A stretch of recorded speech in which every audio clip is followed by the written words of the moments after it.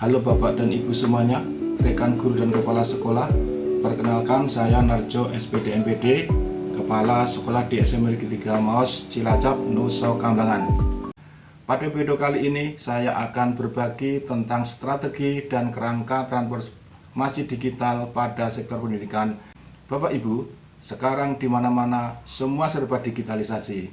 Eranya digitalisasi. Transformasi digital sudah terjadi di beberapa aspek kehidupan kita, bahkan di dunia pendidikan, di sekolah-sekolah, di kantor-kantor, di perusahaan, di pemerintah, semua sudah mulai melakukan transformasi digital.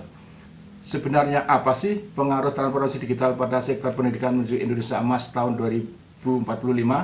Dan bagaimana sih sebenarnya pendidikan Indonesia menyesuaikan dengan transformasi digital? Bapak dan Ibu, dengan adanya transformasi digital di era pendidikan sekarang ini, peran guru semakin dinihilkan. Guru-guru yang tidak melek digital itu akan semakin absolut. Oleh karena itu Bapak dan Ibu, supaya tidak absolut, supaya tidak nihil keberadaan kita, maka kita harus bagaimana kita bisa hadir, kita bisa menjadi pendidik di era digital ini. Prinsip-prinsip pendidikan di era digital ada 6. 1. Adanya rancangan, desain, dan strategi.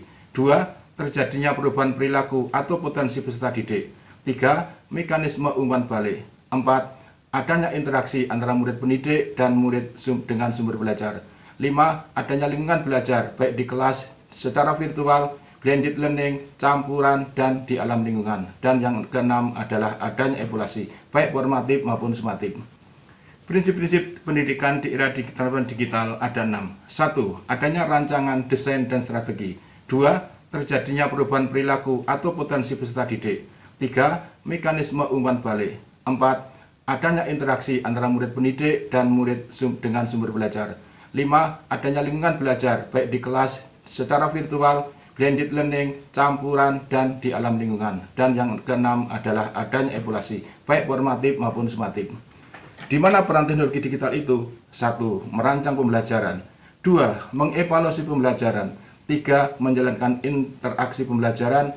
4. Menyediakan sumber belajar. Dan yang kelima, melakukan umpan balik pembelajaran. Zaman sekarang semua menggunakan tools. Zaman sekarang semua menggunakan teknologi. Seperti apa sih tahapan transformasi digital? Ada 4 tahapan transformasi digital. Yang pertama, transformasi mindset. Yang kedua, transformasi perilaku. Yang ketiga, transformasi proses. Dan yang keempat, transformasi teknologi.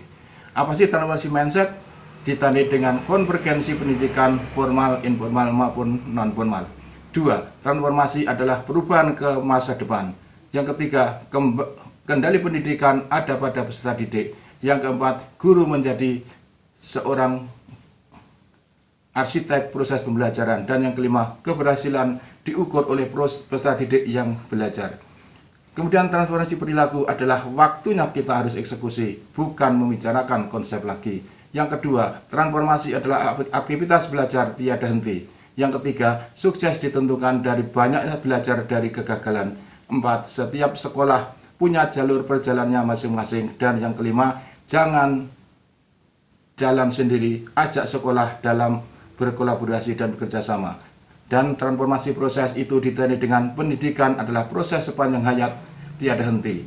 Yang kedua, ada ratusan metode pembelajaran yang bisa dipilih. Yang ketiga, proses belajar mengajar harus menarik dan menyenangkan. Yang keempat, guru harus menjadi pihak yang dirindukan peserta didiknya. Dan yang kelima, siswa harus ketagihan belajar dimanapun mereka berada. Sedangkan transformasi teknologi ditandai dengan teknologi itu sendiri adalah cara untuk belajar secara aktif dan efisien. Yang kedua, setiap sekolah punya kebutuhan teknologinya masing-masing. Yang ketiga, apapun yang ada di sekitar kita dapat dipakai sebagai teknologi. Yang keempat, gunakan prinsip teknologi saling berbagi dan saling belajar. Dan yang kelima, tanpa teknologi, dunia belajar mengajar akan hampa adanya. Bapak dan Ibu, sistem pendidikan modern mengharuskan kita fokus pada kompetensi dan keterampilan. Yang kedua, penggunaan teknologi. Yang ketiga, pengajaran yang aktif dan bersifat pada siswa. Yang ketiga, penilaian yang otentik. Yang keempat, inklusi dan dukungan. Yang keenam, kolaborasi antara sekolah, keluarga, dan komunitas. Dan yang ketujuh, pengembangan profesionalisme guru. Demikian Bapak dan Ibu berbagi saya. Terima kasih, semoga bermanfaat dan menginspirasi Bapak dan Ibu semua. Assalamualaikum warahmatullahi wabarakatuh.